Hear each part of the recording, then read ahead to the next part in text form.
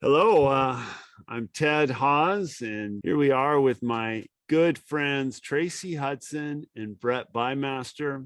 I've been telling both of you about each other, and I've been looking forward to this conversation. And we've been talking about hope and about restoration and working with people who are helping the poor, the disadvantaged, and doing innovative things. My dream of the future in California is a state without unhealth, a state without homelessness, with zero unemployment, and without exploitation. And I think we have an opportunity to get there. These are not easy problems. They're very complicated problems, but that's why the Lord gave us creative brains and minds and compassion. So we've been very inspired by these. So I'm excited today. We're going to hear more about the innovative stuff you're doing at Healing Grove Health Center with you, Brett, and your wife, Dr. Angie. And so looking forward to this conversation. So Tracy, why don't you take it from here? Well, hello. Hello to both of you. Nice gentlemen. Ted, thank you for pulling this together. And Brett, I can't thank you enough again for taking the time. I know you're very busy with all of your kids and your lovely wife, Dr. Angela, can't be here with us right now. I think she's on mom duty or off saving lives. She might have other things going on. And I know that with COVID, it's been very hard to meet people in person. So I'll take this for now, but I will come up and visit hopefully very soon. Yeah, we're looking forward to hosting you for sure. Oh, yay. Okay. Well, perfect. Put me to good use. Okay. I'd love to see what you guys do firsthand. And Ted's been bragging about you, as he should, and you're a beautiful wife. And I just really would love to hear from you. I guess just whatever you want to share of your journey, how you came to live in Northern California with your clinic. Just I would really like a step-by-step, because I think that you guys are clearly visionaries and what you're doing is so important and so impactful, and sharing your story would be wonderful to hear. Yeah, thanks, Tracy. So I'm from Indiana. My wife's from Oregon. We actually met in West Oakland doing inner city mission work. We were kind of like the only white people in an all African-American neighborhood. And man, we learned a lot really quickly, I just want to say, and learned a lot about race and learned a lot about poverty. And we really got inspired to see how the Jesus way can really transform lives, and it really, really effective at helping people get out of poverty and get to thriving lives. So I'm trained as an electrical engineer. My wife's a physician. So after we started doing missions work together, we got married, and my wife went to medical school. When we moved to San Jose for my wife to do residency, we decided to make a commitment to live in a poor community. And so we looked at Silicon Valley and kind of said, where's the poorest place we can find to live? And so we almost moved into a trailer park, and then we decided not to do that. We ended up moving into a community called the Washington community, which is, just a few blocks from the world headquarters of Adobe, and ironically enough, just a few blocks from the world headquarters of Zoom. It's the poorest community in Silicon Valley. Just to give you an example, our patients here at Healing Grove make $27,500 a year and pay $18,600 a year in rent. So you kind of do the math, and surviving's really, really tough. The family median income in our community is $55,000. One block over in a wealthier neighborhood called Willow Glen, the average family median income is $216,000. So you just see just really marked, income disparity. Like just behind the world headquarters of Zoom is a huge homeless camp. This company that's worth so much. And that's sort of the story of Silicon Valley. So in my career, I spent most of my career as an engineer. I did 15 years of analog circuit design, and I did 2 startups, and working in like just incredible affluence in Silicon Valley. And then I spent the other half doing ministry in a really poor community. And, you can imagine there's times where like we would go out to lunch as a team and spend an amount of money that my neighbor needed to stay housed. My neighbor's desperate, about to become homeless, and we just blew that much money on lunch. Right. And it's painful. It's really painful to see how desperate people are on one side and how affluent people are on the other. So I became a pastor. I ended up pastoring a youth group for 6 or 7 years, and then we received the vision for Healing Grove from a Honduran pastor couple in our community that said, "Hey, I think God's calling you to do this new thing." And we kind of founded Healing Grove on this really beautiful passage at the end of the Bible, the last chapter of the Bible in the book of Revelation. There's this sort of image of what heaven is like, and the description of heaven is a throne, and out of the throne comes a river, and the river flows not through a garden like the Garden of Eden, but through a city. And on each side of the river, there are trees, the leaves of which bring the healing of the nations. And, here in Silicon Valley, we have a beautiful city. I love San Jose. I love Silicon Valley. It's a really beautiful place. And we have a river flowing right through the center of our community. It's called the Guadalupe River. I would like to say that it's crystal clear, but it's not. It's not. Profoundly polluted. Yeah. And much of that pollution is from homelessness on the banks of the river. And, the reality is that there is a river. It's not crystal clear. And the trees, the leaves are not falling on the healing of nations. They really are falling on desperate poverty in the midst of just incredible affluence. Mm. And so, I'm deeply motivated to see my neighbors living in poverty really thrive, to get out of poverty, to be healthy, to be whole, to be loving one another as a family.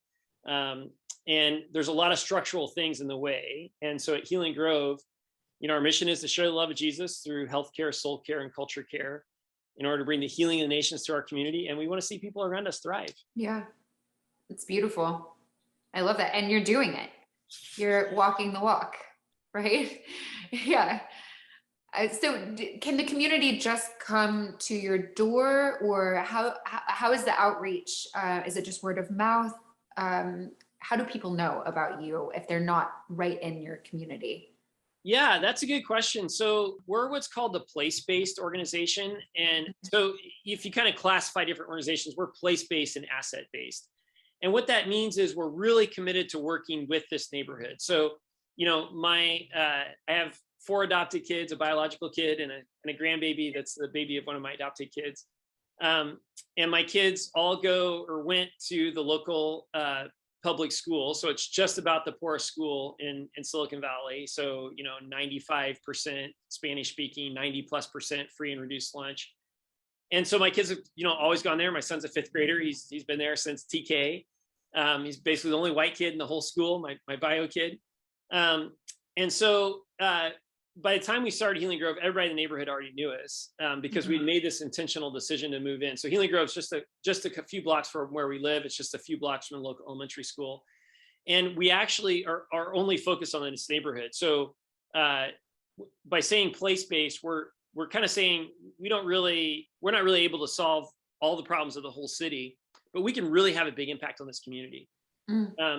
Asset-based just means that instead of looking at this community and saying, oh, we have gang violence and drugs and broken families and prostitution and, and poverty, we look at this community and say, well, yeah, we have some of those things, but man, there's this woman in apartment 3A that's a fantastic leader.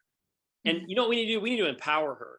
And the lady up at 5A, she's a great cook. And the guy in 7B is, if you have a construction project, he can help you, and so we build up the assets in our community, and then our community really thrives from the inside out. Amazing. Right? Mm-hmm. Just the infrastructure is there.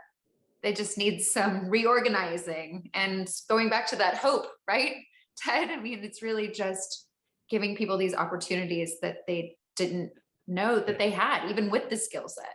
And if you look at poor communities, the kind of incredible thing is that they often have the resources they need to get themselves out of poverty.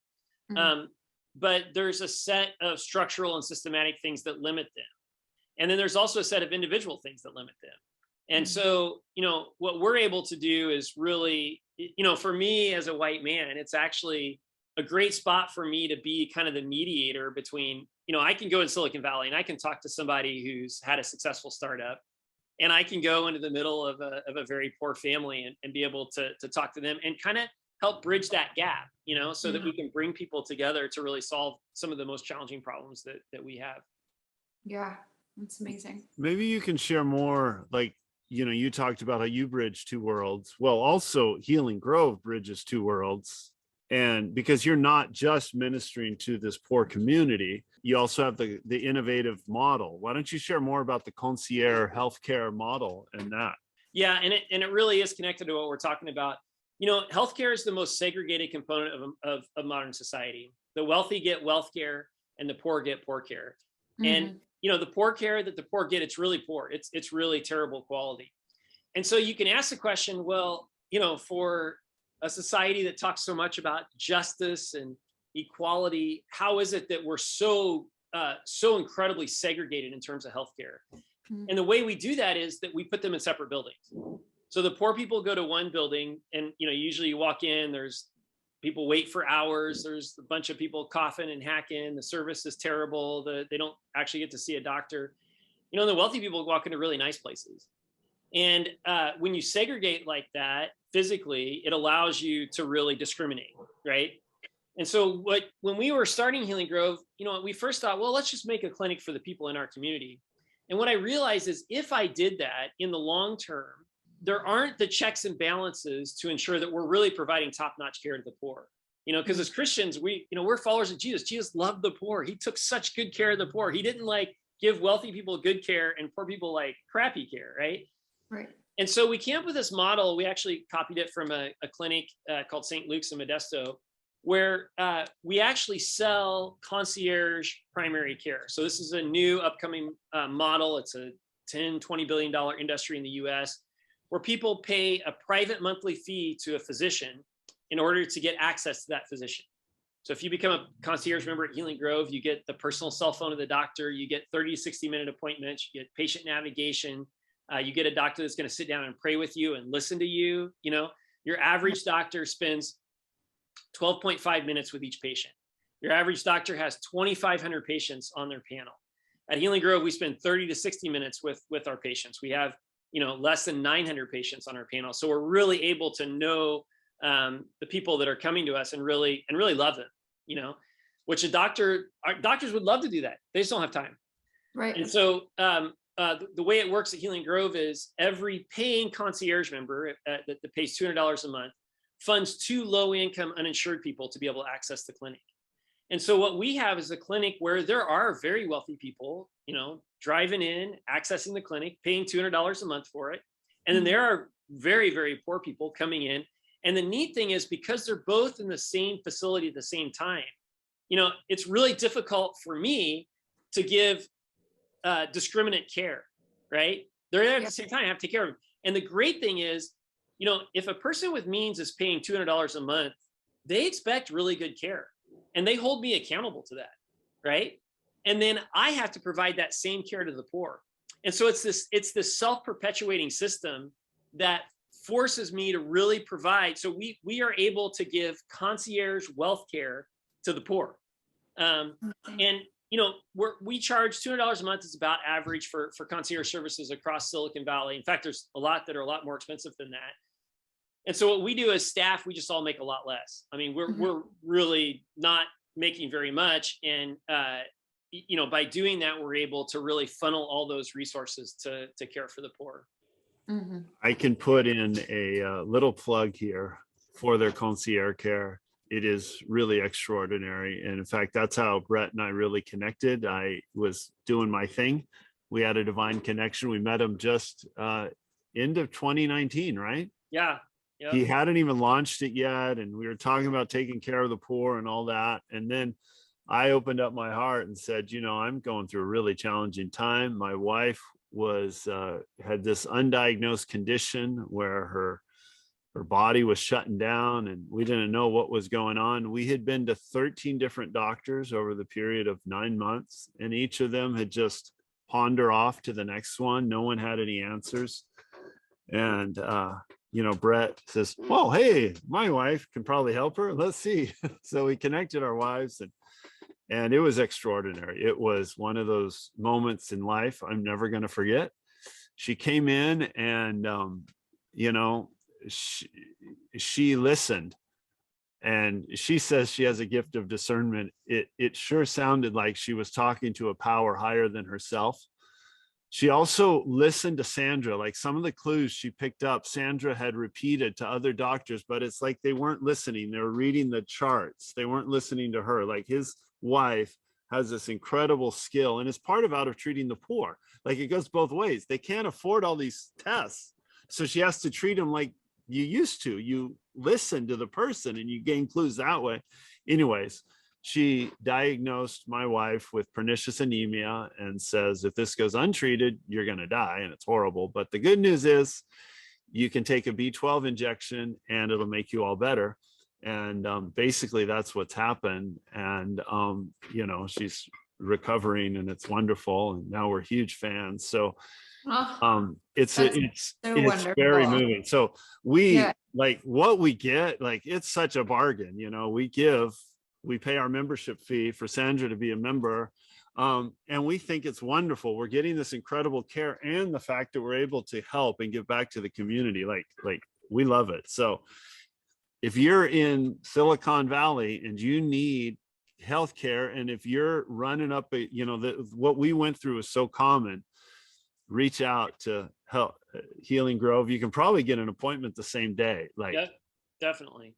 I've sent several people there, and it's just amazing how often that story just repeats itself. We have patients that come in and, you know, Dr. Angie's been practicing medicine for more than 15 years. And at her prior clinics, you know, the structure of the clinic was just such that she didn't really have time to provide the care that she needed to provide. And so at Healing Grove, it's just been amazing how many people we've seen make dramatic recoveries. You know, people like, for example, there was someone that was going to one of the big HMOs, and they just totally misdiagnosed them. And so they kept giving him more and more of a medicine that wasn't working. It was making him sicker and sicker, but he wasn't getting better. He came in and saw Dr. Angie, and he had been going through this for 3 or 4 months. He'd seen, it's kind of similar story as Ted, seen, you know, 10 doctors and nobody could tell him what's up. And Angie saw him and she sat down and she listened and she diagnosed it in one appointment. And a week later, he was better. And that just, I mean, I could just sit here and tell stories of that happening all day. And, you know, the reason is that the fee for service healthcare model we have is just incredibly broken. Yeah. And what we've done is said, hey, let's find a creative way out of that. And, you know, like I said, concierge medicine is growing like crazy. And the reason it's growing like crazy is because wealthy people with means realize that the system is broken. They're looking for a way out of the system. But in doing so, they're creating an incredibly inequitable model, right? Mm-hmm. Because they're taking physicians out of the Medi-Cal pool and putting them in a pool exclusively for very wealthy people. So mm-hmm. what we're able to do is provide that same level of care, but do it in a way that's actually profoundly equitable, right? Because 2/3 of our patients are really, really poor. Right. And so it's sort of a beautiful way, I think, of doing medicine. And man, I'll tell you what, on a day in, day out basis, it is so fun to see patients come in here like better, you know? Yeah, I'm sure, right? Like what a difference. I was just thinking about that. I don't even have a primary doctor right now because both of them have left to be concierge doctors and they're just, right. And it's not for $200 a month. So each visit would be, I was like, well, that doesn't work. Yeah. So I can, firsthand. There's a lot of doctors doing that right now and going into that model instead of working under Cedars or whatever it is. And so prenatal care must be a huge thing there, I imagine. Yeah. So we do a lot of prenatal care. We take care of, we don't do delivery. So we take care of the baby just up until delivery. And then we transfer it to a hospital that we have relationships with. And then after the baby's born, then we do the sort of the cradle to grave. You know, a good example, we had an uninsured baby that came in recently with a heart defect. It's a congenital heart defect. It's a relatively simple surgery to fix it, but without the surgery, the baby's going to die. Yeah. And the baby was uninsured and they weren't able to receive the surgery. They went to the large, research hospital in the area that could do the surgery, and they just said no, absolutely They not. did? Yeah, just they turned stopped doing red? charity care, and so the baby was dying. I mean, the baby was Oh. turning blue, losing weight. So we had a 5 or 6 month old baby that was like weeks from being dead. Oh my And God.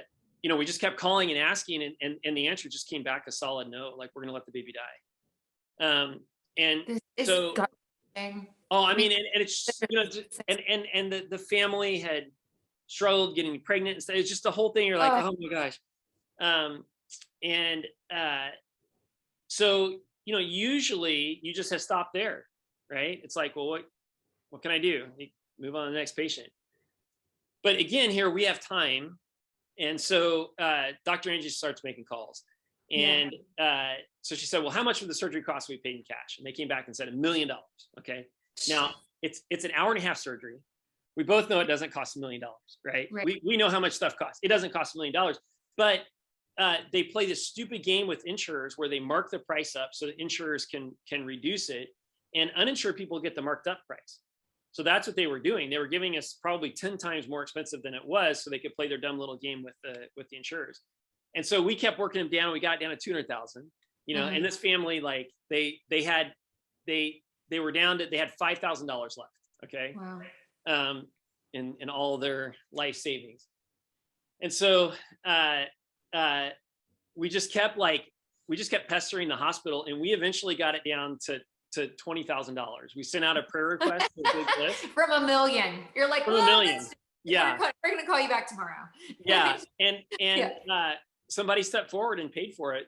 So the baby got surgery 3 weeks ago, and we went out to eat with the family last week, and the baby, in the first week after the surgery, the baby gained like 3 pounds.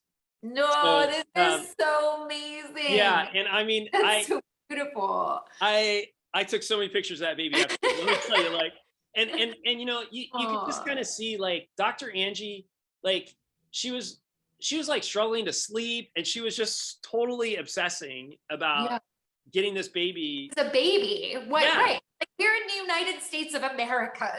Why can we not fix this baby's heart? And it turned out that in the end, she got this large hospital to admit that they just stopped doing charity care. Wow. And so by the end of it, she started having conversations with them about restarting their charity care program.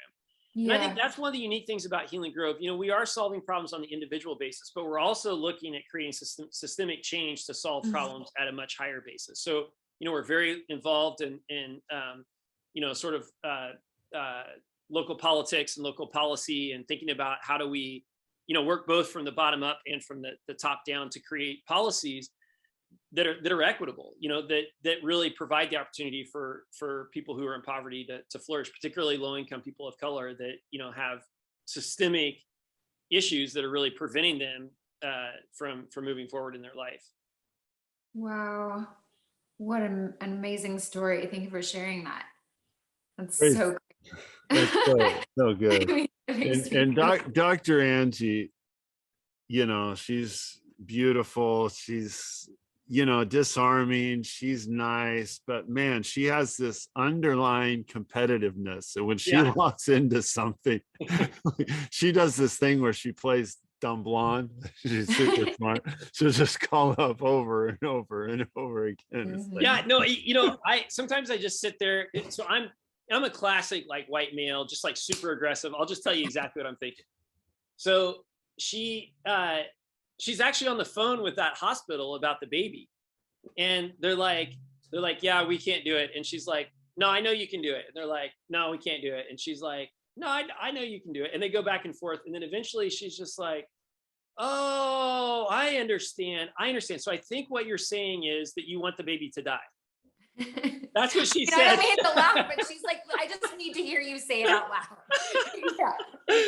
And you could just see them, like, their heads exploding, you know, and and it was actually, but it took her saying that, probably, right? It was a black baby, you know, so it's like, the right thing to do is just to let this black baby die. And so, you know, she has a very interesting style of, right, but she gets it done. Yeah, she figures she wants to get them. Yeah. You know? which is all ultimately about getting people well. It's a Yeah. physician that's just going to fight like crazy, and And then that's what a physician should be. I mean, a physician should be a professional and go to bat for you and know what you need more than you know. And yeah, it's beautiful. It's beautiful. no, and it's not just Dr. Angie. We have like a really kind of amazing dynamic team. So, at Healing Grove, we have a youth group, we have a women's group, we have an employment program. We during COVID, we had a financial aid and food program. We have a marriage group. We have a full-time bilingual Spanish-speaking counselor on staff. We have a full-time patient navigation person that helps you work through all the insurance, or if you're uninsured, through the county hospital, that's bilingual and grew up in the neighborhood. Wow. This young woman that I've been mentoring her since she was in the first grade, and What? she got a full ride into UC Merced to study public health. And then I hired her directly, and now she's one of our strongest leaders. We have a women's empowerment program called Madre Madre that's been running for 18 years. And there's just this incredible Mexican woman that runs that, named Maria Marcelo. And she is just like a force to be dealt with. Just grew up in terrible abject poverty, hungry, and in Mexico, faced every bad thing that could ever happen to you, and she is just the most inspiring, dynamic leader. I'll tell you a funny story about Maria.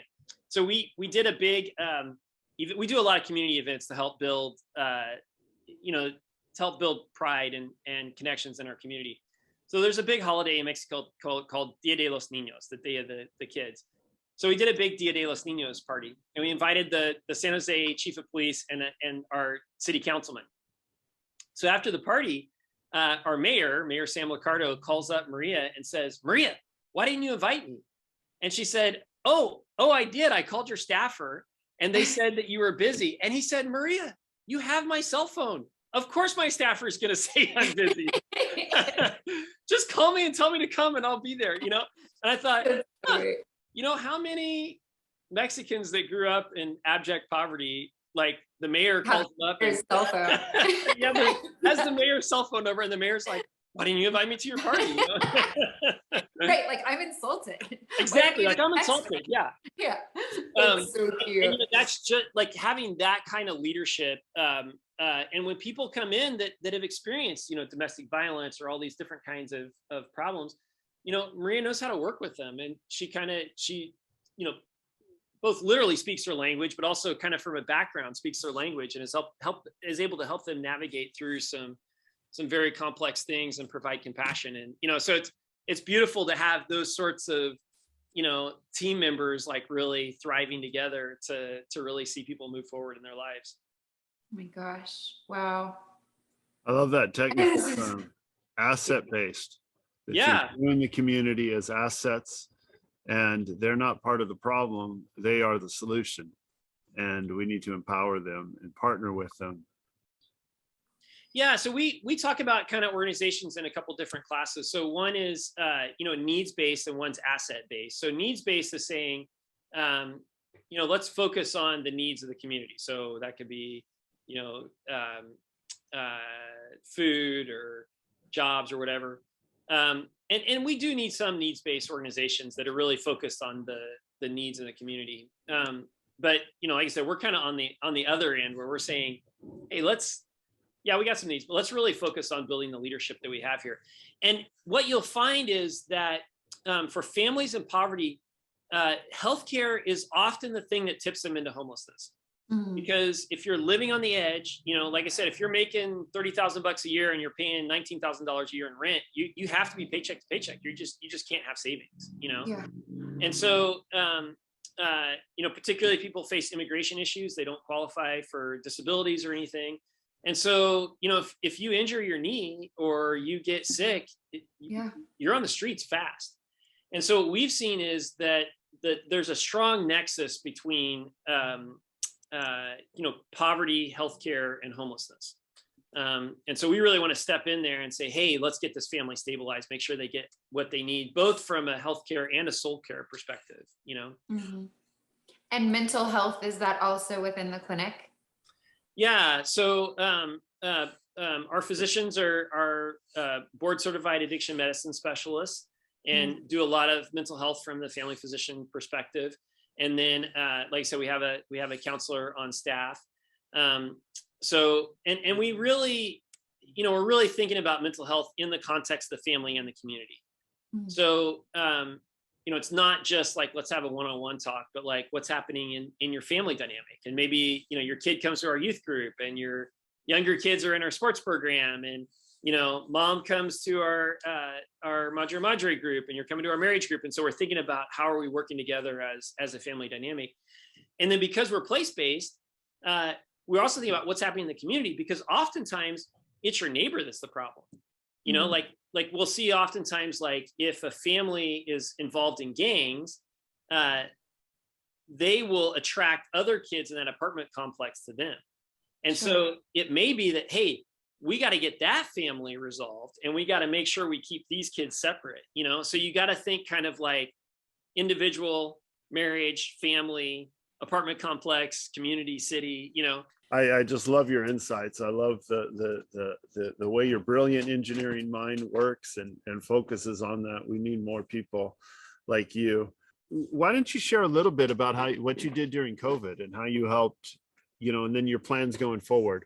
I think everyone's hearts is refugees right now. We're looking at the war in the Ukraine and breaking our hearts. And so why don't you talk a little bit about your work with the refugees, both kind of the COVID refugees and now what you're doing with the Afghan refugees?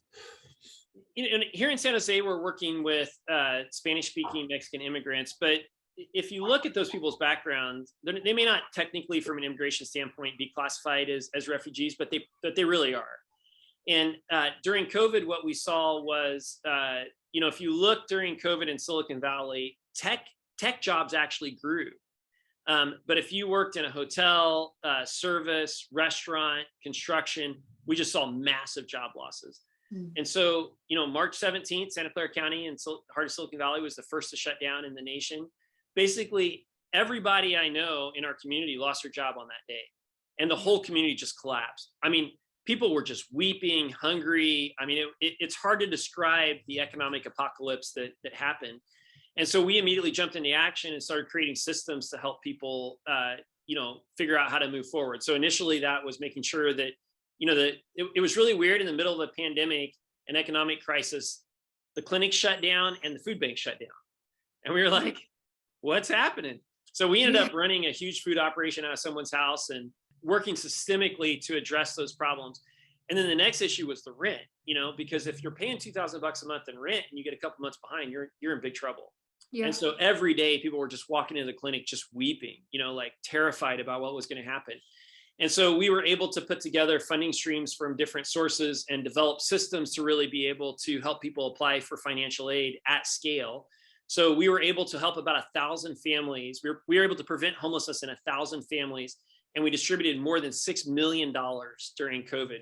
We distributed 105,000 packages of groceries. Each package is enough for about a week for a family, to about 20,000 families.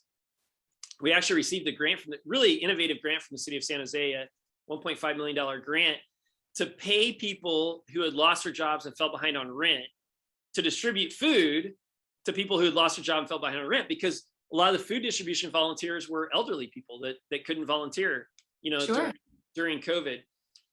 We ended up, the CARES Act provided a lot of funding for financial aid, but the document requirements for that were just super onerous. It was very, very difficult to fill out the application, very complicated applications, very easy to make a mistake. And a lot of people in our community maybe, can't read well and really struggle with that kind of paperwork. So we developed, we custom coded systems that would automate filling out those forms so that we were really able to apply for those applications at scale.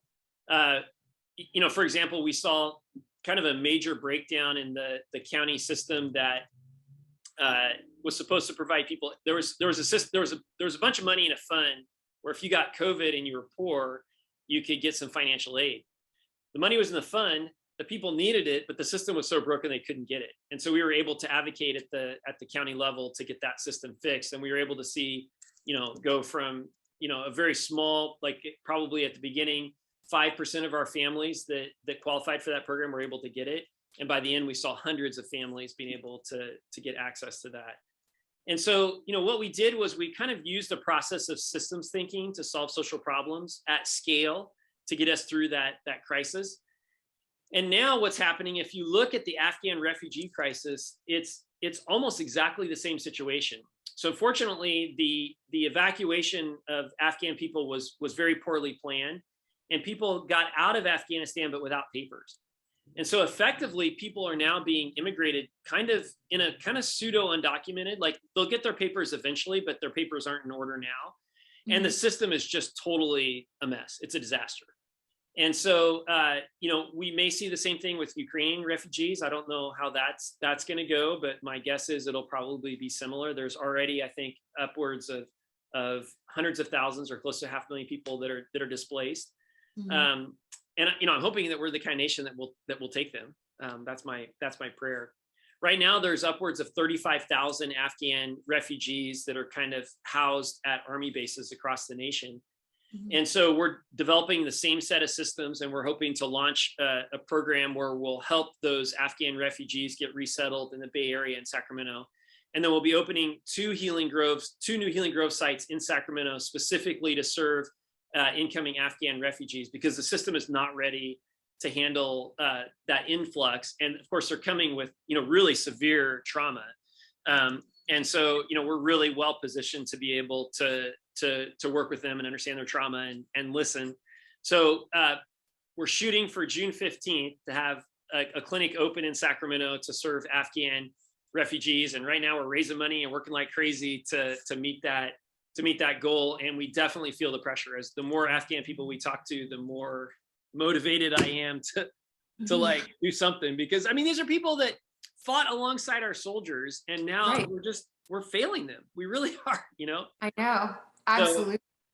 So I'm really passionate about that. We need to raise a lot of money, and we got to really get in gear now, and be ready to receive them and host them with hospitality.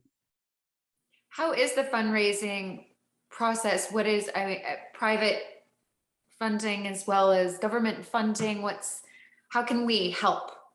Yeah, so the vast majority of our funding is through donations. So if anybody's interested in making a donation, you go to healinggrove.org and there's a donate button there. Really our biggest need right now for our San Jose operation is concierge patients. We're really working on building that concierge base that can provide a recurring revenue so that we know that we can provide long-term services for people. In Sacramento, our need right now is fundraising to meet the capital expenses that we're going to have to get that operation off the ground. We're hiring physicians, and a lot of things are happening. So the biggest need in Sacramento right now is donation. So if you go to healinggrove.org/SAC, you can make a contribution towards our effort to meet the need in the Afghan population. Like Ted said, if you're in Silicon Valley, I'd love to invite you to become a concierge member. And if you're not interested in that, it costs us $70 a month to provide healthcare to one uninsured person. And so you can make a $70 a month contribution, or make a one-time donation of any size, whether that's, $10 or $100 or $100,000. Do you have to be in your community to be a concierge patient? Is that how it works, or? No, that's a good point. So, we have a full telemedicine system, and we actually have patients. We have patients in LA, we have patients in Hawaii, we have patients in New York, we have patients all over the country. Obviously there's some limitations. It's better to be local if we need to see something, but for various reasons, we do have patients that are able to utilize Healing Grove remotely. And you said 70 a month for an uninsured patient? Yep. So that's kind of the calculation. So it's about if for a concierge patient, when you pay $200 a month, that covers 3 people total, you and 2 other people. So that's about $70 a month. So we do have a large number of donors that just chip in $70 a month and say, hey, I just want to take care of somebody. Or maybe you want to take care of a family, Yeah. So pitch in 70 times 4 is $280 a month. You can provide like really top quality healthcare to a family that's in a really tough situation, and that's a beautiful way of kind of giving back to our community. It's absolutely beautiful.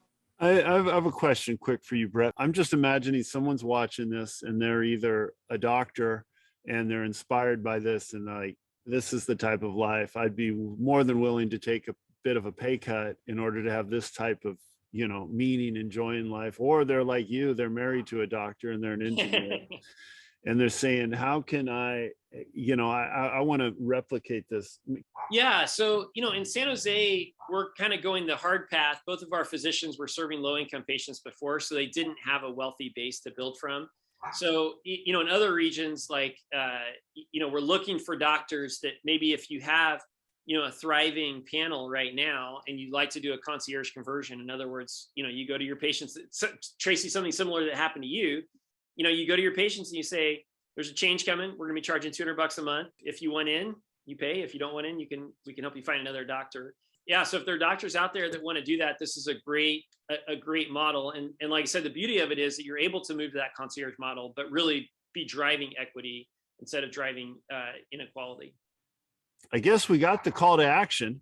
Join Healing Grove. If you're a doctor, call it Brett. He'll give you his brain and help you launch your version of a Healing Grove. If you're a philanthropist, big or small, he receives $1 million gifts on the small side and $10 million gifts on the large side.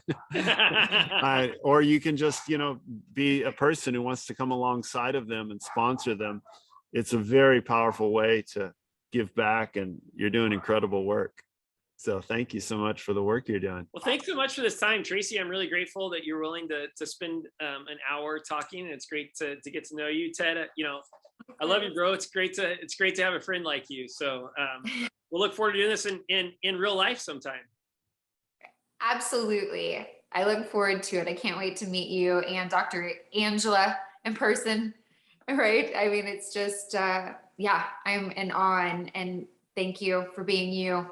Right. Just keep it up, keep up the good work, and I will support any way I can and absolutely get the word out. So. Well, if you need a primary care doc, Tracy, we'd love to be it. I do. It's a little bit far of a drive. It's a little bit of a drive. Yeah, that's true. You saw my wheels turning as I was doing the numbers. She's really good at telemedicine now. And I'm not just saying that. I mean, it's true. So yeah, that would just be the right answer for me, for sure. Right. All right. Well, all right. Well, God bless you all. Okay. All right. Bye. Have a great day.